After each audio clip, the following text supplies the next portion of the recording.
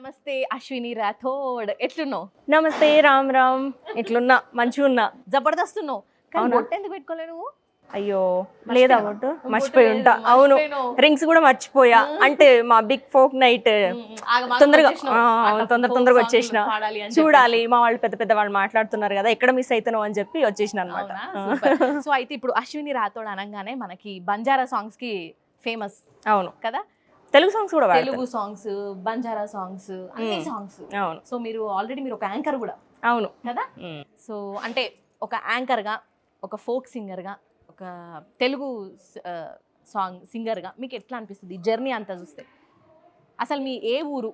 మాది భూపాలపల్లి జిల్లా, చాలా మారుమూల ప్రాంతం. అసలు మా ఊరికి బస్సు కూడా రాదనమాట. సో అటువంటి ప్రాంతం నుంచి ఇక్కడి వరకు వచ్చి నేను ఇక్కడ ఈరోజు మీ ముందు మాట్లాడుతున్నా అంటే నిజంగా చాలా గొప్ప విషయము. చాలా గ్రేట్గా ఫీల్ అవుతాను నేను. ఎందుకంటే అసలు మా ఊరికి బస్సులు కూడా రావు. అక్కడి నుంచి ఇక్కడి వరకు వచ్చి పాడడం అంటే మామూలు విషయం కాదు అది నిజానికి. సో అక్కడి నుంచి ఇక్కడికి వచ్చి సాంగ్స్ 2018లో స్టార్ట్ చేశాను అనమాట. అక్కడి నుంచి ఇక బంజారా సాంగ్స్ చాలా ఎక్కువగా ఉంటాయి, 60 మిలియన్ వ్యూస్ వరకు ఉంటాయి. ఇంకా అట్లాగే తెలుగు ఫోక్ కూడా పాడుతూ ఉన్నా.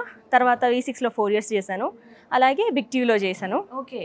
తర్వాత ఇప్పుడు అందులోనే కంటిన్యూ అవుతున్నారు. సో ఇది ఫోక్ ప్రస్థానం ఇంకా కంటిన్యూ చేస్తారా ఇట్లనే? చేస్తా. ఓ సూపర్. సో ఇప్పుడు బిగ్ టీవీ మనకు ఒక మంచి ఇనిషియేటివ్ తీసుకుంది, ఫోక్ నైట్ కాన్సర్ట్ అని చెప్పేసి. మనకి ఇప్పుడు 23rd కూడా ఒక పెద్ద కాన్సర్ట్ జరగబోతోంది 60 మంది ఫోక్ కళాకారులతోటి. దాంట్లో మీరు పార్టిసిపేట్ చేస్తున్నారు, మీరు ఒక మెంబర్ ఉన్నారు. మీకు ఎట్లా అనిపిస్తుంది? అండ్ బిగ్ టీవీ నుంచి మీకు వచ్చిన ఎంకరేజ్మెంట్ ఎట్లుంది?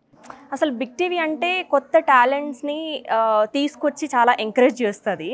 ఫస్ట్ అయితే ఇది చెప్తా. బిగ్ టీవీకి నేను సాంగ్స్ పరంగా కూడా చాలా వర్క్ చేసిన వాళ్ళతోటి. ముఖ్యంగా చాలా సాంగ్స్ చేసాం, దాంట్లో నేను చేయించినవి చాలా ఉన్నాయన్నమాట. ఇంకా తర్వాత నెక్స్ట్ ఇది వచ్చింది. ఇంకా కొత్త కొత్త టాలెంటర్స్ని కానీ ఆల్రెడీ ఉన్న వాళ్ళని మనం కూడా ఎందుకు చేయకూడదు? సినిమా వాళ్ళే చేస్తున్నారు కదా, మన ఫోక్లో కూడా మిలియన్స్ ఆఫ్ వ్యూస్ ఉన్నాయి. సో మనం కూడా ఒక కాన్సర్ట్ చేయాలి అనే ఉద్దేశంతో బిగ్ టీవీ వచ్చిండ్రు, ఒక ప్రతిష్టాత్మకంగా నిర్వహిస్తున్నారు. సో చాలా హ్యాపీగా అనిపిస్తుంది. నిజానికి ఇలాంటిది ఎప్పుడు జరగలేదు మన ఫోక్లో.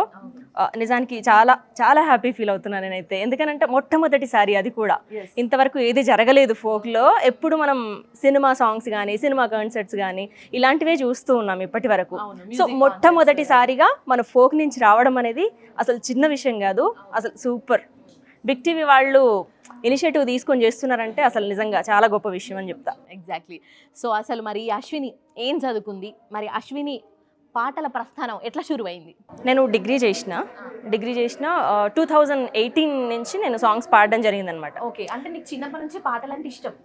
ఇష్టం. అంటే మా నాన్నగారు పాడతారు, మా బాబా పాడతా అంటే విని నేర్చుకుని ఇంకా ఓకే పాటలు అయితే నేర్చుకున్నా కదా, మరి నేను ఎట్లా బయటికి వెళ్ళాలి అంటే నాకు పాటలు పాడడం ఇష్టం. నార్మల్గా పాడాలి అని ఉండేది. మా దాంట్లో ఆడపిల్లల్ని బయటికి పంపరు అనమాట. సో అలాగే నేను డిగ్రీ చేద్దామని చెప్పి హైదరాబాద్ రావడం జరిగింది.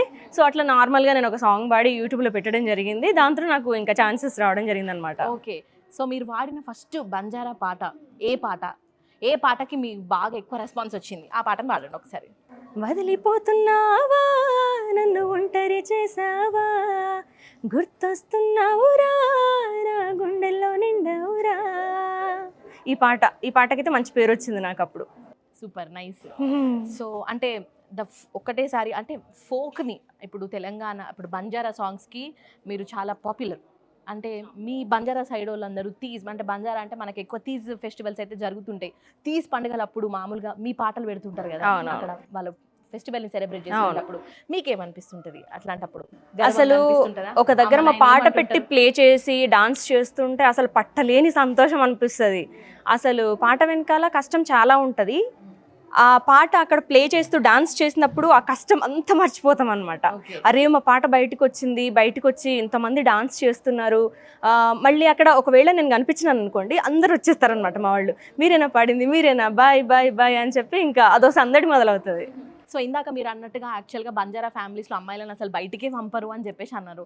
సో ఇప్పుడు మీరు హైదరాబాద్లో డిగ్రీ చేసి ఇప్పుడు మంచిగా ఒక యూట్యూబ్లో సాంగ్స్ వాడుతున్నారు. అంటే మీకు ఎట్లా అనిపిస్తుంది? అంటే ఆ రూల్ అంటే ఒకప్పుడు ఉండేది, అమ్మాయిలని పంపించకపోవడాలు అలాంటివి ఉండేవి. కానీ ఇప్పుడు అంతా మారిపోయింది. నార్మల్గా అందరూ చదువుకుంటున్నారు, అందరూ వచ్చి సాంగ్స్ పాడుతున్నారు. ఎవరి టాలెంట్ని వాళ్ళు బయట పెట్టడానికి అయితే ట్రై చేస్తున్నారు. సో ఇన్స్టాగ్రామ్ ఉంది, మనకి ఫేస్బుక్ ఉంది. సో వాటి త్రూ అయితే అందరూ బయటకు వచ్చి కొంచెం ఇప్పుడు బాగుంది, మా దాంట్లో ఇప్పుడు కొంచెం బాగుంది, దానికి హ్యాపీ నేను. Okay super. సో ఇప్పుడు మీరు మరి మీకు ఫోక్ లో ఎవరు ఇన్స్పిరేషన్? చాలా మందే ఉంటారు. ఇప్పుడు చెప్పండి అంటే పలానా వాళ్ళని చూసి అరే ఈమె ఫోక్ పాటలు మస్తు పాడుతుంది. విమలక్క, విమలక్క. విమలక్క ఇంకా మంగ్లీ అక్క కూడా. Super super. ఎప్పుడన్నా మంగ్లీ అక్కతో మాట్లాడడం జరిగిందా మీరు? అంటే సజెషన్స్ అడిగినరా? సజెషన్స్ అని కాదు కానీ నార్మల్గా అక్క ఎంకరేజ్ చేస్తూ ఉంటుంది, ఇంకా మధు అక్క కూడా ఎంకరేజ్ చేస్తూ ఉంటుంది, బాగా మాట్లాడతారు. కాకపోతే విమలక్క తోటి నేను ఇప్పటివరకు మాట్లాడలేదు. విమలక్క ఏంటంటే నా చిన్నప్పటి నుంచి ఆమె సాంగ్స్ మా నాన్న అనేవాళ్ళు అనమాట, విమలక్క విమలక్క విమలక్క అంటే ఒక విప్లవం, విమలక్క అంటే అది సృష్టిస్తుంది అది ఇది అని చెప్పి మాట్లాడుతూ ఉంటే ఇంక అప్పటి నుంచి నాకు విమలక్క అనే పేరు మైండ్లో బాగా రిజిస్టర్ అయిపోయింది.